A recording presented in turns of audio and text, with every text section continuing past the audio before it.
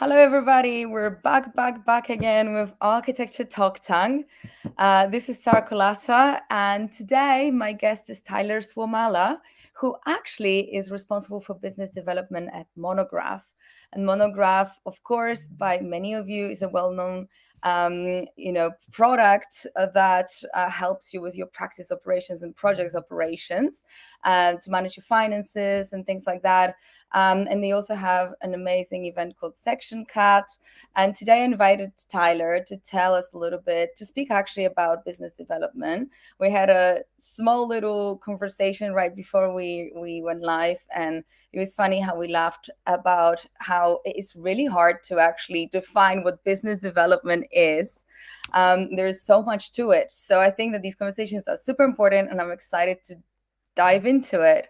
So, Tyler, thank you so much for joining me. Yeah, thanks, Sarah. So, maybe let's start by getting to know a little bit more about you and what you're doing with Monograph or at Monograph, and then we'll talk about the topic. Sure. Yeah. Well, my name's Tyler Suomala. As Sarah said, I'm on the business development team at Monograph, and so my background is in architecture. I've been in architecture for over a decade now, which is wild to say.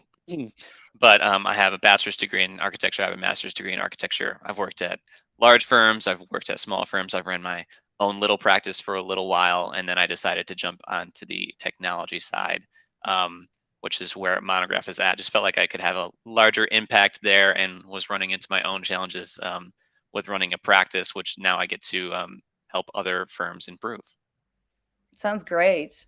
So, of course, you with Monograph, you work specifically to help architecture practices sort of plan and divide tasks between teams, as well as the finance side of things. And I think that planning is quite a crucial element of business development. Tell me a little bit of your takeaways from the process of working not only as a business developer, but also within this environment, helping architects better structure their budgets and projects.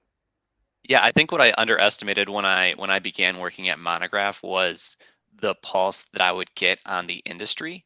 It didn't really hit me until realized that like my entire job is really just having conversations with architects and architecture firms all day about the challenges that they're having in their practice. That's essentially what my job is. So as a result of that, I really get a strong pulse on the industry and what the challenges are that everyone's facing, which is really amazing. I just didn't expect to have that kind of exposure to the industry. But the funny thing is that like everyone seems to have like a similar issue, especially when they get to the point where they're coming to Monograph. But it's almost always focused around basically what we were talking about before, right? We were talking about this idea of like having strategic planning um, in place. And so it's not necessarily strategic planning on the business development side, but what it is that these firm like usually when you get to the point where you're thinking about operations, you've reached this point where you don't really have an organized way to think through your operations in your firm, and that can be things like your project management, tracking the budget. That can be staffing is a huge one. Firms really struggle with this, especially after they get past a certain size. It's like, how do I balance workload and assign people to specific tasks, and where are we managing that, and how do I know what people are working on? So it really comes down to just like firms just want visibility into these processes, but usually they don't know how to do it, or usually they didn't have a system set up in the first place, and they've grown quickly, and they haven't adjusted since that growth happened. Yeah, it's so true. And I think that it's really important to also understand that sort of this whole process is, well, should be measured somehow, right? We should be able to see what's effective and what doesn't really work for our firm. Perhaps, a lot of times, and this is also something we mentioned in the little conversation we had right before, that a lot of times people will just sort of get into marketing, perhaps open social media and say, okay, now we're going to be posting, we're going to be communicating about our projects, things like that, but perhaps not really check the one post versus another, which one is performing better and why, to actually kind of analyze it and to understand what really drives that success in visibility and followership and basically communicating the right message, and also what the audience wants to hear about you and your profile. And I think that all those kind of inquisitive elements are part of what business development is, because it's really looking into what works and doing more of that, and then also perhaps abandoning things that are not working so well. And that ability to be able to like shift and move through that is an interesting quality, of a business developer, I'm guessing. But tell us a little bit more about the other things, like what is business development and all these different elements that come to it. Yeah, yeah. So we were chatting about this. I was giving Sarah a hard time before we jumped on because I was asking her what's the difference between sales and business development, and I think Sarah hit it correctly when she was saying sales is just a part of business development, just kind of one part of this business development wheel, which I definitely agree with. But I would define business development as an effort to get clients into the door. But even more than that, it's not just clients into your business. It's specifically you want like clients, you want projects that you actually want into your business, not just like any type of work. So that requires a few different things, right? That requires knowing what type of work you want, which is which seems like an obvious step, but it's not one that a lot of firms take, right? Because Mhm. especially when like firms are just happy to get work and they're just going to keep on taking it in. Um, but obviously, there's other impacts that taking on work that might not be valuable to you, or something that you actually want to pursue.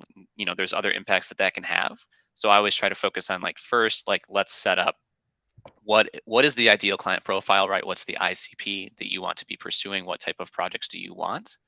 um, the second thing is just to set up some kind of organizational system to like manage that business development. So usually that could be like a CRM. It can even be a spreadsheet. Like how are you tracking potential things that are coming in versus things that are going out? And then the third thing that you've kind of talked about already is you need to be able to analyze and evaluate, see what's working and what's not. But within that business development realm, obviously there's marketing that you were talking about. So I'd consider those things to be like, these are kind of like outbound efforts. You're putting Mhm. information out there. There's calling. You should be calling, local businesses or people that you might want to consider doing work with. Another one that a lot of people don't do, but you can like really maximize and add to your pipeline by doing those things. And I think a big one that people underestimate as well is just referrals. I don't remember what the statistic is, but like basically a lot of work, especially from as firms continue to grow, will be coming from referrals and word of mouth. And so the way to manage that is just making sure that you're obviously doing good work. But a large part of that can make a big difference is just after you've kind of completed a good project with a client, you've had some time, is that it's just reaching out to that client and saying, hey, are you thinking about doing another project? Do you know of anyone else that is? Like just asking the question and starting the conversation can also make a huge difference. I agree. And it's one of those questions that you said, like, what's the difference between sales and business development? Same can be asked between like business development and growth. Those are also like things that we refer to very often. And those two, I think they're quite similar. What do you think, Tyler? Yeah, I think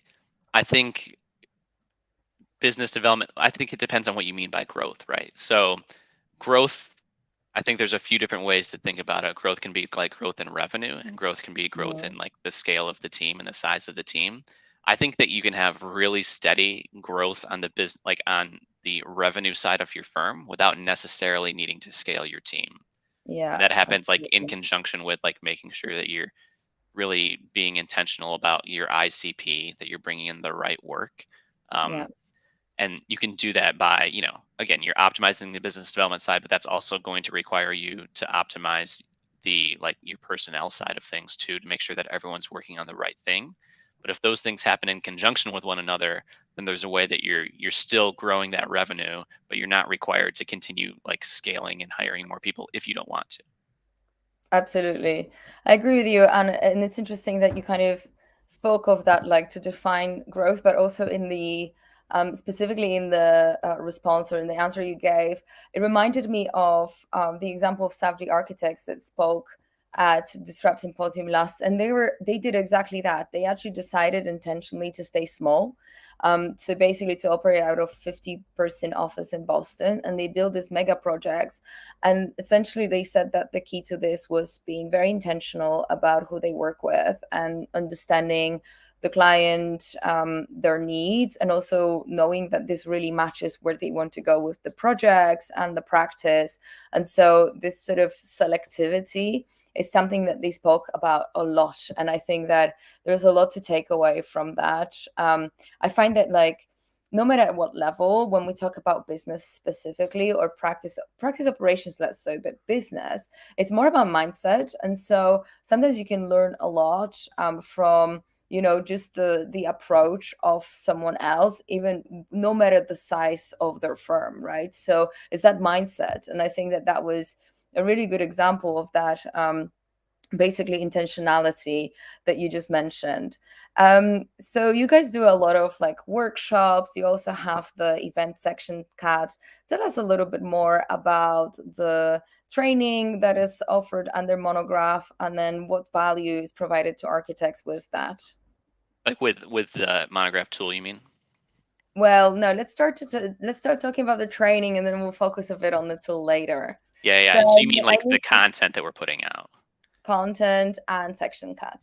Yes. Yeah, Section Cut is an incredible event that we do once or twice a year, where it's the only one that's really devoted to just practice operations. So we're doing something that's really similar to Disrupt, right? We're bringing in people, firms that are talking about different forms of practice operations, different ways that you can basically improve your firm.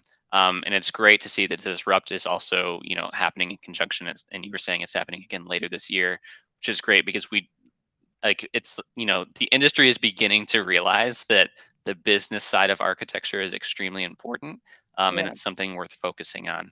And so that's the same thing that we do, like on the content side of Monograph. We have an amazing blog with different guides, different content that we're pushing out on a regular basis. That's just on the written side, where we might be doing, putting out polls asking for specific information about how many architects have experienced burnout in the last year, which, Mm. by the way, in 2021 was almost 97% of architects, which is mind Wow. blowing. Absolutely That's mind in the blowing. So, middle of Corona. yeah, that's in the middle of COVID. So, I'm sure that had an impact on it. But actually, one of the largest reasons that people gave for that was because of inefficient systems, like inefficient operations. Mm. Okay, that's Which can, very like, yeah, that can, like, begin to weigh down on people, right, when they feel as though the way that they're working is just slower than what it needs to be, or they're not focused on what they should be. um, so that makes a large impact. But then, yeah, the other thing that we're doing all the time is, these podcasts, podcast interviews, and also video recordings of interviews with specific architecture firms, doing the same thing that you're doing here, right? Just having a conversation with them, talking about their practice, what challenges they're facing, where they've seen success, how they can continue to improve. I love that. Yeah, I think it's great that we're getting this really good content coming from your end, guys, because there's so much education. I think that people really need that. As you mentioned, there is a need for this, and I also noticed after organizing the first Disrupt that there was certainly this very interesting conversation about what the takeaways were and what it triggered also in people. And I think that one of the things that really stuck with me was we never had an opportunity to stop and think how we do things, and then out of a sudden this person comes and says, okay, listen, we'll do this event, and tell us how you do things, teach us, right, show us, what's interesting about your practice, why it's working so well. And out of a sudden people are like, oh my god, we have to think about this, and they come Yeah, together thinking about this, and it's like, wow, it's really great to reflect, to appreciate, and also to sort of really fully kind of name it what we're doing. And I think that it really shows to prove how little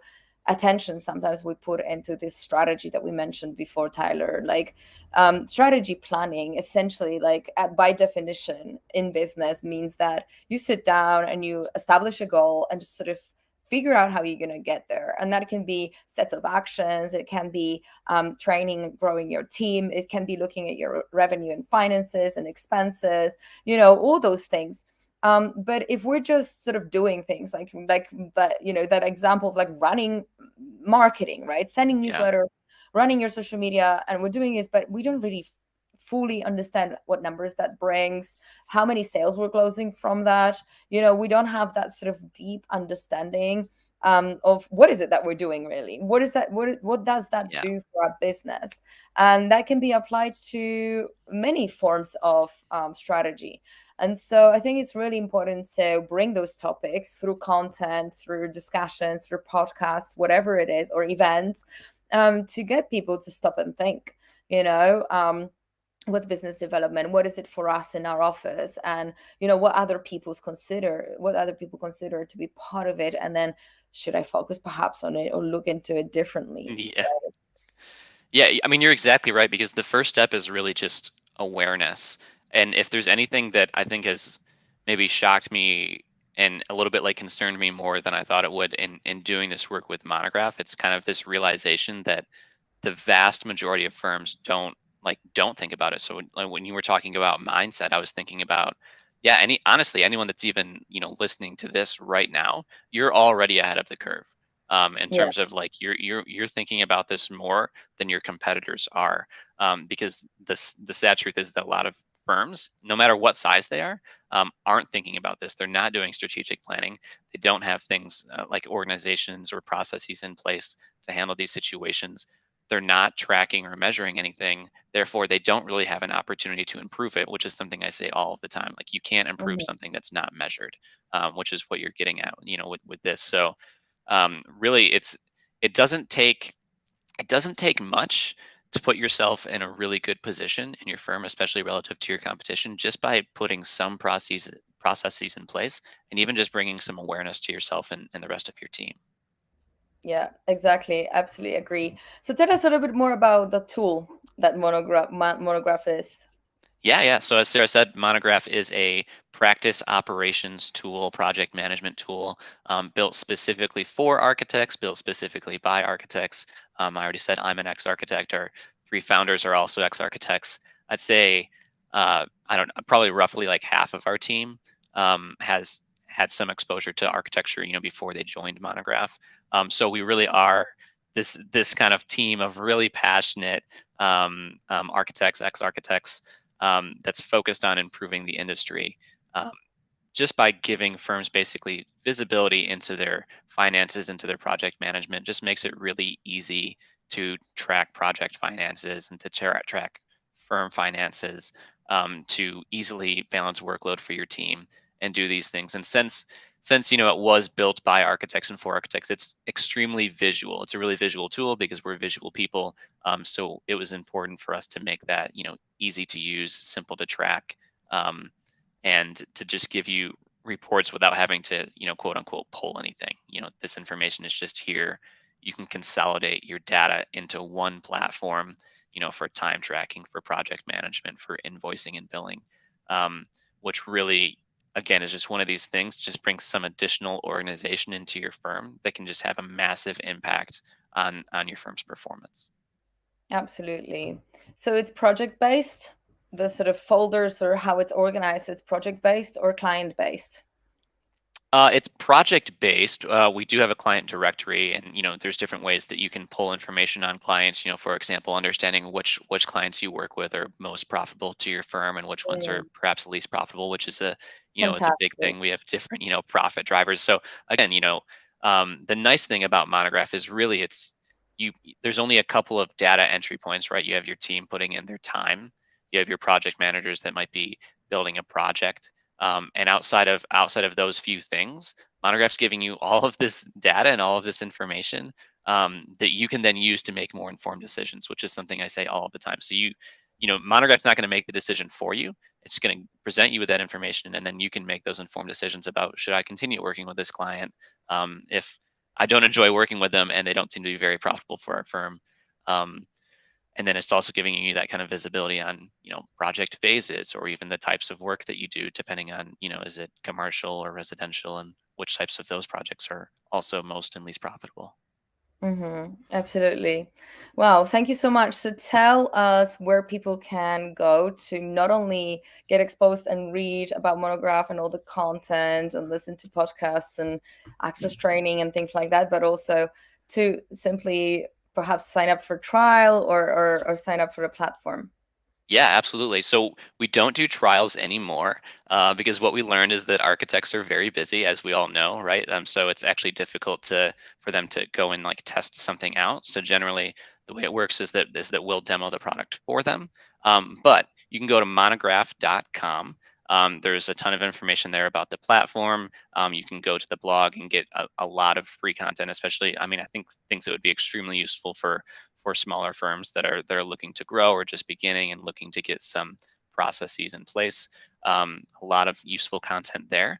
And then, of course, you can feel free to follow me on LinkedIn. I'm always posting things either about Monograph or just about business development and operations. And you can also shoot me an email at tyler@monograph.com. If you are interested in taking a look at the platform, I'd be happy to show it to you. Excellent. Thank you so much. And do you guys have a date set up already for Section Cut? I don't think so. I don't think so. Yeah, not yet. So maybe I'm we'll follow guessing, your lead after you release yours, if it's not yeah, released I'm already. guessing that perhaps dropping into a newsletter for Monograph would be a way to find out when it Yeah, gets there released. it is. There it is. Sign up for the news. See, Sarah, you're already on top of the business development side. Yes, sign up for our newsletter.